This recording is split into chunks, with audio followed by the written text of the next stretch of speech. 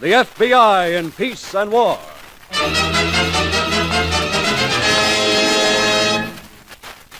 The FBI in Peace and War. Brought to you by Chesterfield, the only cigarette to give smokers premium quality in both regular and king size. Buy 'em either way you like 'em. Premium quality and much milder Chesterfield.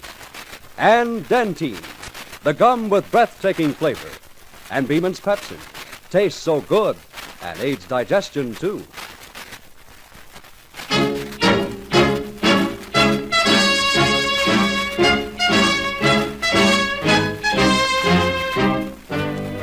Another great story based on Frederick L. Collins' copyrighted book, The FBI in Peace and War. Drama, thrills, action. Tonight's story, The Solid Citizen.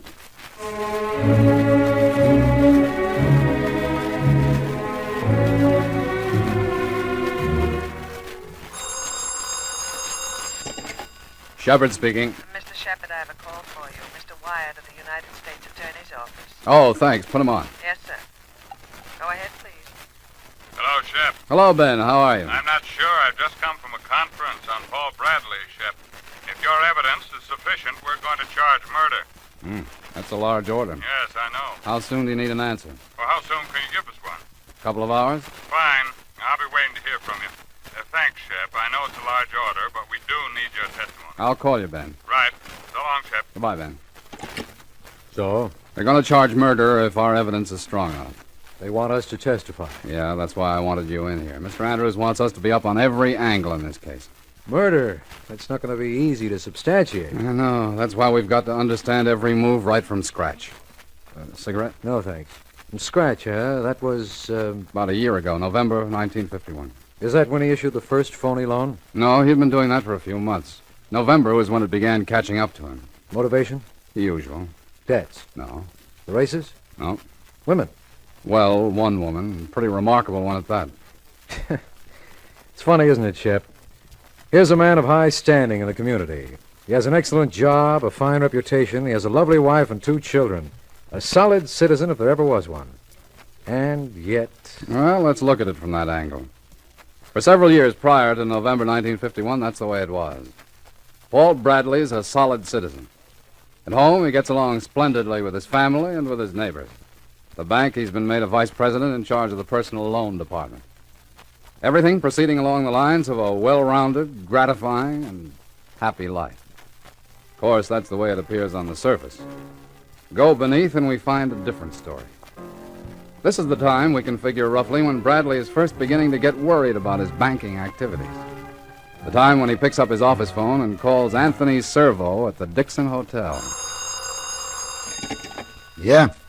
Hello, Tony. This is Paul Bradley speaking. Yeah, Mr. Bradley. What can I do for you? I want to talk to you, Tony. It's important. Well, look, I was kind of planning on the races this afternoon. Never mind the races. This is important. You stay there in the hotel. I'm coming right over.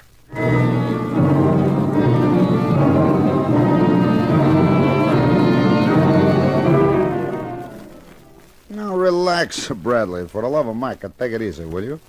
What are you getting in such a heat for? Well, I told you, Tony. Yeah, sure, you told me. Your boss thinks you're wonderful. Your department's doing tops at the bank. That's something to get in a heat about? Yes, it is. That's just it. Mr. Franklin's taking notice of me, and I don't like that. I don't like it one bit. You don't, huh? You know, for a guy in your position, you got a lot of likes and don't likes, Bradley. Maybe you don't like the buck, so we're splitting in this deal either. I never said I didn't like the money, Tony. I'm only pointing out that Okay, you already pointed. Now skip it. Here, take a drink. Pull yourself together. All right. Maybe I need one. Sure you do. Trouble with you striped pants boys is you can't look a dishonest dollar in the face. Well, if I were only certain that Mr. Franklin wasn't onto anything. Well, how could he be? There isn't a chance of him or anybody else ever finding out those loans are phony. I don't know. I do. Here, drink this. I wish I was assured. Drink it. Now, look, Bradley, do I got to draw this for you on a blackboard?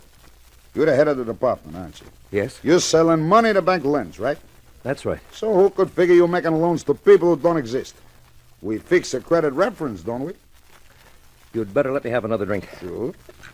And we don't ask for too much. 700 here, 1,000 there. I guess you're right at that, Tony. Of course I'm right. All we got to do is to keep paying the interest on time and take in the cash. Here, Thanks. I tell you, it's airtight, Bradley. If your boss ever suspects something, you think he'd let you stay on in your spot? No, I guess you're right. Sure. You just take this new batch of names I worked out. Oh, and- look, hadn't we better wait a few You know, days? I got a real talent for inventing phony names. How do you like this? Lester Gorey, plumbing contractor. Raymond Tanning, a menswear. Fancy, huh? Yes, they're fine, Tony, but can't Lester we... Gorey's a borrowing 800, Tanning 75. Here you are. And, Bradley, Yes. that secretary of yours. Amy? Yeah. She's the only one who could smell a rat. If she ever. Relax, will you? I'll handle Amy. Hey, look at who's telling who to relax. All right, okay. You feel better now, huh, Bradley? Sure, I feel all right. Now you stop all this worry. We're gonna clean up big, just to keep remembering that. All right, Tony. I'll remember. Like I say, it's airtight.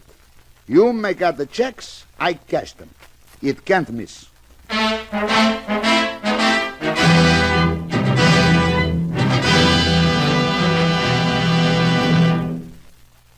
Nose, throat, and accessory organs not adversely affected by smoking Chesterfields. First such report published about any cigarette. A responsible consulting organization reports a study by a competent medical specialist and staff on the effects of smoking Chesterfields. For 6 months, a group of men and women smoked only Chesterfield, 10 to 40 a day, their normal amount. 45% of the group have smoked Chesterfields from 1 to 30 years, for an average of 10 years each. At the beginning and end of the 6 months, each smoker was given a thorough examination, including x-rays and covering the sinuses, nose, ears, and throat.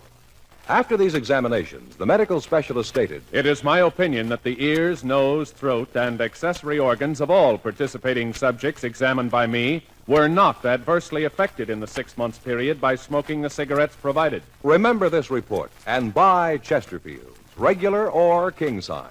Premium quality Chesterfield, much milder.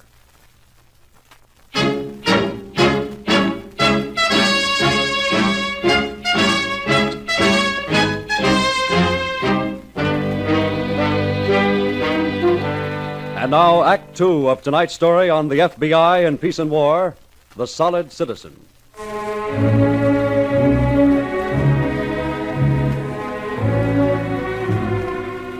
And Tony Servo tells Bradley to stop worrying. The scheme can't miss. And it doesn't. The loans go through without a hitch. Bradley splitting the returns with Tony. 3 months have gone by, and he's made himself a tidy sum in addition to his salary at the office. And everything is proceeding smoothly there, just as Tony said. Hello, Mr. Bradley. Well, you still working, Amy? Haven't you gone to lunch yet? I wanted to finish up this work first. I've got these repayment books ready when you want to see them, and Miss Stevens is in your office. Oh? How long has she been here? Oh, I don't know, about half an hour. Oh, and here are the checks for these new loans, Lester Gowry and Raymond Tanning. They came through, eh? Mm-hmm, from the main office. I'm all set to mail them out. Well, Amy, I don't want to mail these checks out just yet. I want to look these over first. Oh, of course. I'm terribly sorry, Mr. Bradley. I should have asked you first. No, that's all right. I just want to attend to them myself. You certainly give personal service, Mr. Bradley. Well, I aim to. After all, that's the way to build goodwill in this business.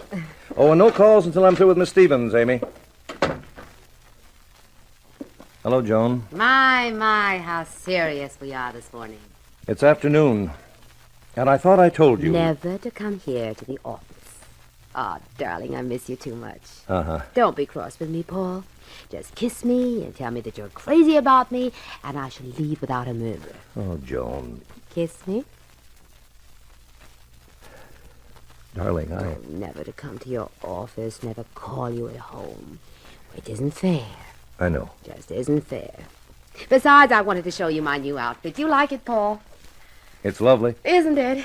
Oh, darling, I'm so glad that you like it. Now, if you'll just write out a check... Oh, Joan. Well, they don't give clothes like this away for nothing, Paul. But it's the third outfit you've bought this week. Now, Joan, please. Well, really, Paul, I do want to look nice. After all, your wife has all the Leave clothes... Helen out of this. Well, I only... I said leave her out. Very well, Paul. I'm sorry. Are you? I wonder.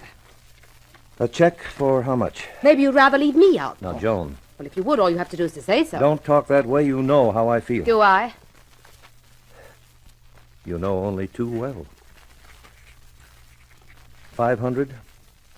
Will that be all right? Just right, darling. All right. There you are. Oh, thank you, Paul. You are sweet. I'll be seeing you tonight. Yes, of course. We'll make it an evening. And you'd better go now, Joan. Oh? I have a lot of work to do. Oh, of course, darling. How thoughtless of me. And that's one thing I never want to interfere with, Paul. Your work.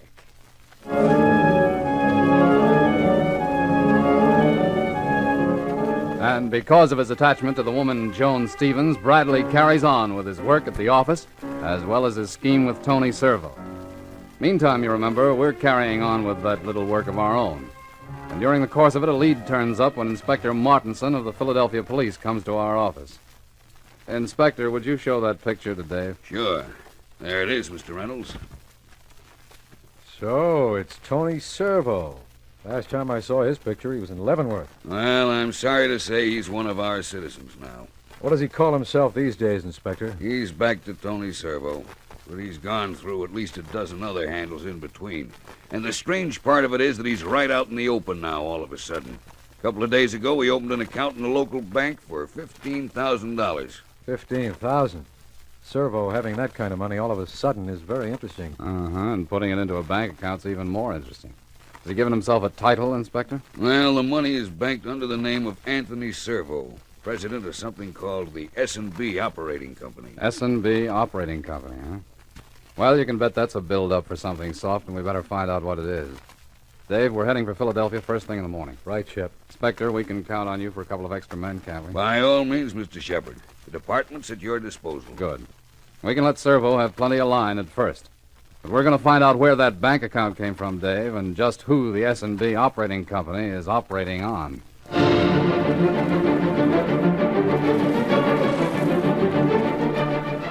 Here you are, Bradley. 3 more names. Robert Hagan, accountant. Philip Newbold, the pharmacist. Ella Benedict, research consultant.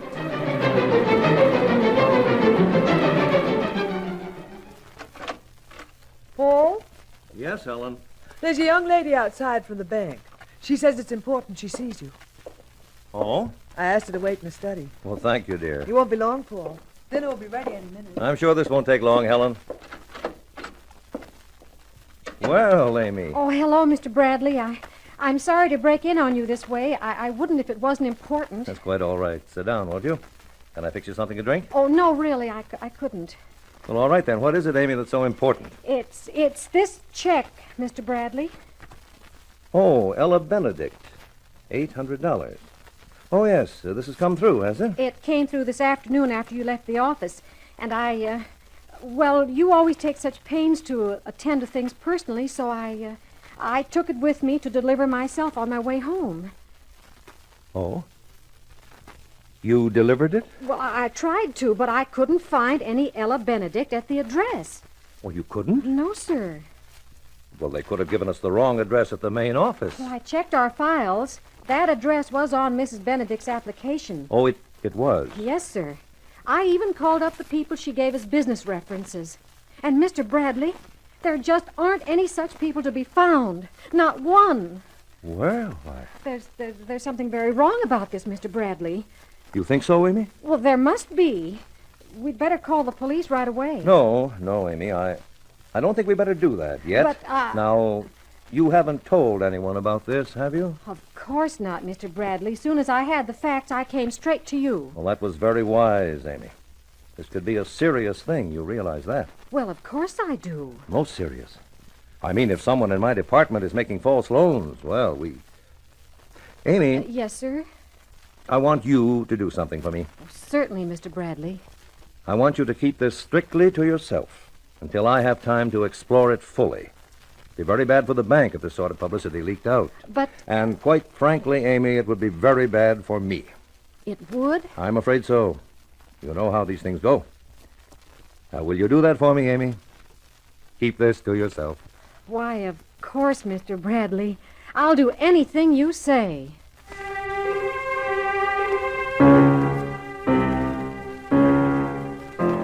And on the evening of January 24th, 1952, Paul Bradley's little scheme starts to disintegrate. His secretary, Amy Wharton, has accidentally discovered the first discrepancy. and only loyalty to him prevents her disclosing it right now. The solid citizen is getting shaky at the seams, and he knows that something must be done. He makes another visit to Anthony Servo at the Dixon Hotel. Servo agrees with Bradley that something must be done, but Bradley disagrees with Servo on just what this something is. Are you crazy? Sure, like a fox, maybe. Can't you get it through your head? Amy knows that last loan was a phony. All the more reason not to wait for the next one. Drink? No, and you've had enough to drink. It's perfect, Bradley. I got $15,000 in the bank. With a credit rating like that, the loan will go through easy. Now, Tony, we... 10,000 cash. 5 for each of us. Make a nice last haul, brother. What about Amy? You bought time for us, didn't you? She won't do a thing until you said a word. Said so yourself. I'm not going to do it, Tony. That's final. I don't like any part of it. There you go again with those don't likes. I told you, for a guy in your position, you got too many of them. You got to look at it practical, Bradley. You're a big man, and A1 respectable type. How would it be if it got out you was mixed up with phony loans? It won't get out. I can handle Amy. Oh, sure you can. You can handle Amy, Bradley. Question is, can you handle me? Huh? You want to have a drink? Very well. I'll have one with you. What time are you joining Miss Stevens? I'll pay my respects. You never mind Miss Stevens. She's not interested in your respects. Oh, no? No. I'm walking out of here, Tony. And I'm not coming back. Miss Stevens is not interested, eh? No, and neither am I. Where we're having cocktails, they don't allow cheap two-bit hoodlums to Now, barge wait in. a minute. You stay away from me from here in, Tony. You stay away or I'll... You what? Let go of me, Tony. You crummy phony. I ought to... I said let go. You're too good for me, huh? You and Miss Stevens. Tony. Well, she's not too good till she gets a cut from this job. I can promise you that. Her what? A cut. You heard it plain enough. Half for everything I get, same as always. Tony, what are you saying? You middle-aged pot-belly fool. Who do you think put the squeeze on you for presents before you pulled the first phony loan? Who kept after you? You're lying, Tony. Yeah? Ask her where she goes when you go home to your ever-loving wife. You're lying. Two-bit hoodlum, huh? Anytime that's better than a high-priced sucker. Tony, she isn't in on this. You're only saying that. Listen, Bradley, and get this straight. Johnny's in on it, and so am I, and so are you. We're pulling this last loan, and you're swinging it for us. You haven't any choice in this deal.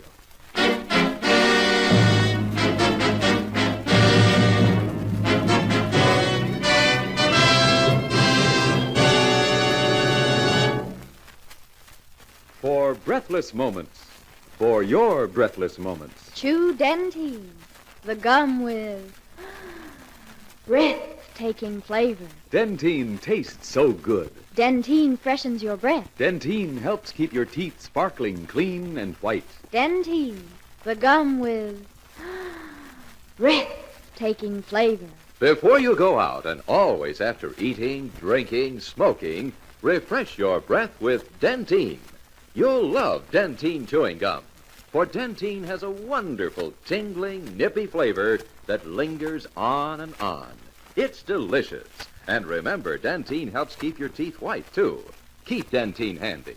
You'll enjoy refreshing your breath when you chew Dentine. So, for breathless moments, for your breathless moments, Chew Dentine, the gum with breathtaking flavor.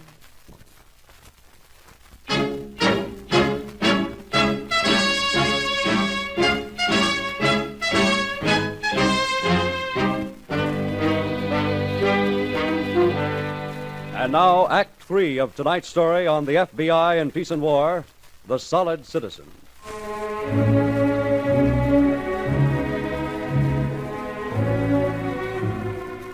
And now Bradley's really had it. If he was in a tough spot before, this new turn leaves him in an all but unbearable position. Disclosure threatens from one side, Tony Servo from the other. And our solid citizen is right in the middle. What'll he do? Well, as time runs by and the pressure tightens, Shepard. Shep, this is Marty Enright in the lab. Oh, yes, Marty. Find anything? We just blew up the pictures on those fingerprints, Shep. They're identical. They are. Huh? Well, that's fine, Marty. That's a big help. Anything more I can do? Not at the moment. I'll let you know. Thanks, Marty. Thanks a lot. Anytime, Shep. That's what we're here for. The prints match? Yep, we can definitely establish Servo was in her apartment last evening. And Servo's been lying. I don't think so. But we still have the conflicting stories. His and Bradley. Yeah. When Inspector Martinson picked Tony up, he was very belligerent, but when he heard what had happened, he opened up wide. Admitted his part in the loan fraud, but swore he had nothing to do with the killing. And Bradley? He's still pretty confused, but everything fits. You're convinced he's the one? Well, look at the facts. He had the provocation, he had the access. Why, even the switchboard girl at the hotel identified his voice as the man who reported the killing. All right. Well, put yourself in his place, Dave. He's the man in the middle of an impossible situation. Not only does he find out that he must proceed with the fraudulent loan scheme, but he also learns that the woman he's been selling his soul for is a double-crossing Confederate. So this is the time we can figure that Bradley's living through an agony of indecision. His secretary's been forcing the issue at the office, and Tony Servo's been doing the same at his home. Almost 48 hours, Bradley, and I'm still waiting. Tony, Tomorrow. I'm giving you till tomorrow to put that loan through. Look, I've got to go back to dinner, Tony. Just remember what I said. Tomorrow, Bradley. If it don't come through then, I'll come around to the bank and take care of it. Personal.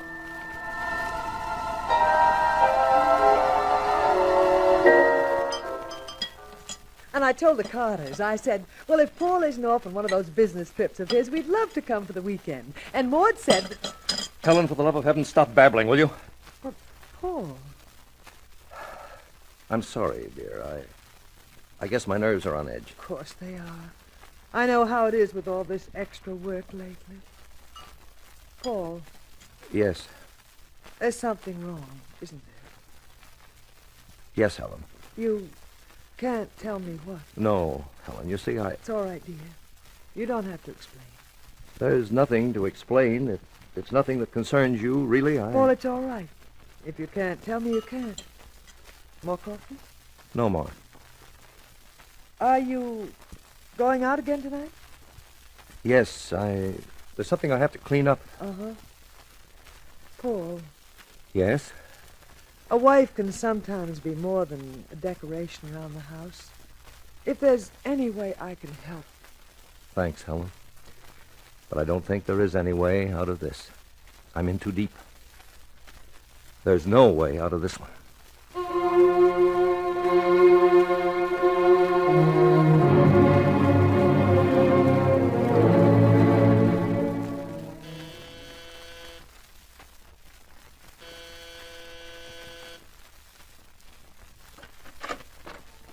What?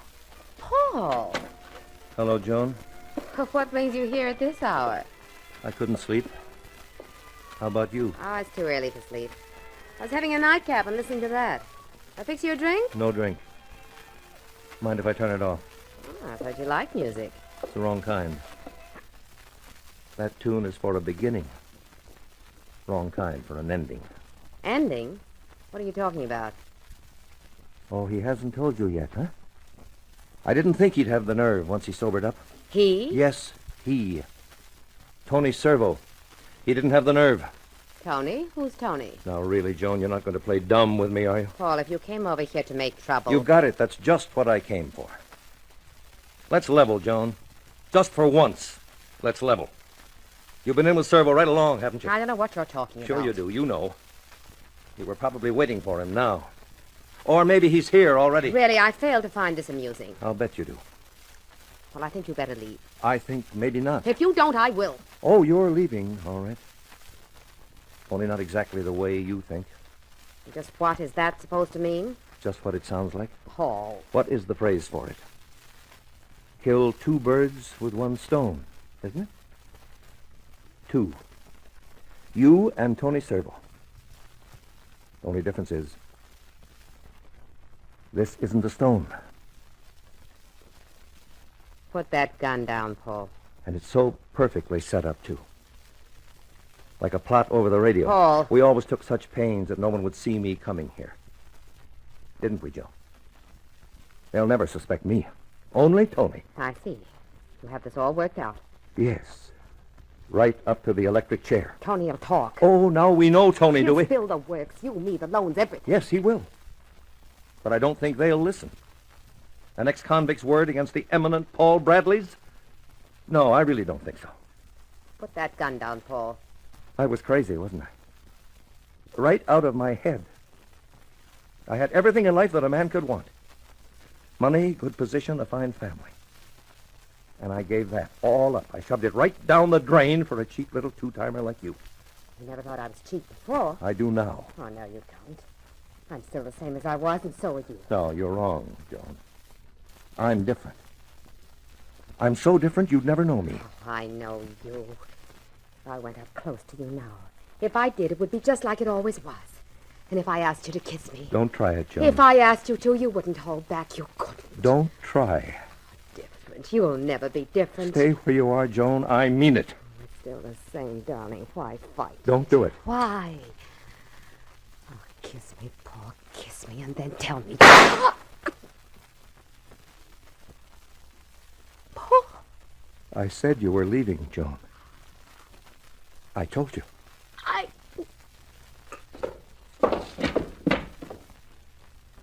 Everything in life a man could want. And I gave it all up for you.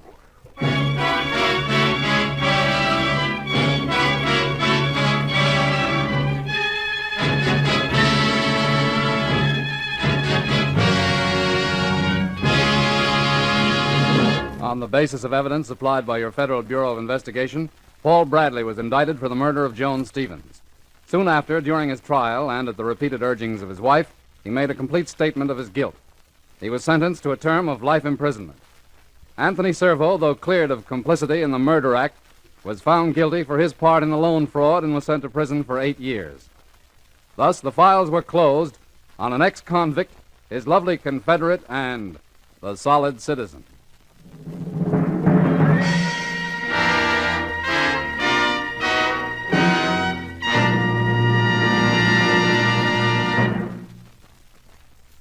Thanks to the magic of radio, CBS radio to be exact, you can try your hand at solving a murder. You can go to sea with the hardy sailorman of the Napoleonic Wars. And you can also shoot it out with frontier desperados in the days of the Old West. All on one safe and exciting evening. How to accomplish all this? Well, just tune in CBS radio this Friday night and hear Mr. Keene, tracer of lost persons, taking on his latest case with you as his armchair assistant. And keep tuned for Michael Redgrave in the role of Horatio Hornblower, taking you back to the days when life was cheap and romance very dear. And then, to keep your evening stimulating, you can join United States Marshal Mark Dillon on his tour of duty in Dodge City of old, battling out with the outlaws on Gunsmoke. Yes, every Friday on most of these same stations, you can enjoy them all, Mr. Keene, Horatio Hornblower, Gunsmoke, for 3 kinds of action, adventure, and excitement. The stars of tonight's FBI in Peace and War in just a moment.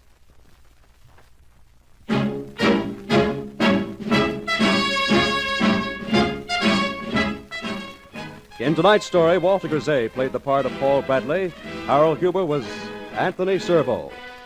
The radio dramatizations for the FBI in Peace and War are written by Louis Pelletier and Jack Fink. These programs are produced and directed by Betty Mandeville. All names and characters used on this program are fictitious. Any similarity to persons living or dead is purely coincidental. This program is based on Frederick L. Collins' copyrighted book, The FBI in Peace and War, and is not an official program of the FBI. The FBI in Peace and War, brought to you by Chesterfield, the only cigarette to give smokers premium quality in both regular and king size. King-size Chesterfields contain tobaccos of better quality and higher price than any other king-size cigarette. And Dentyne, the gum with breathtaking flavor, and Beeman's Pepsin tastes so good and aids digestion, too. Again, we want to remind you to be sure to listen to next Wednesday's story, The Card Game, on the FBI in Peace and War. Same time, same station.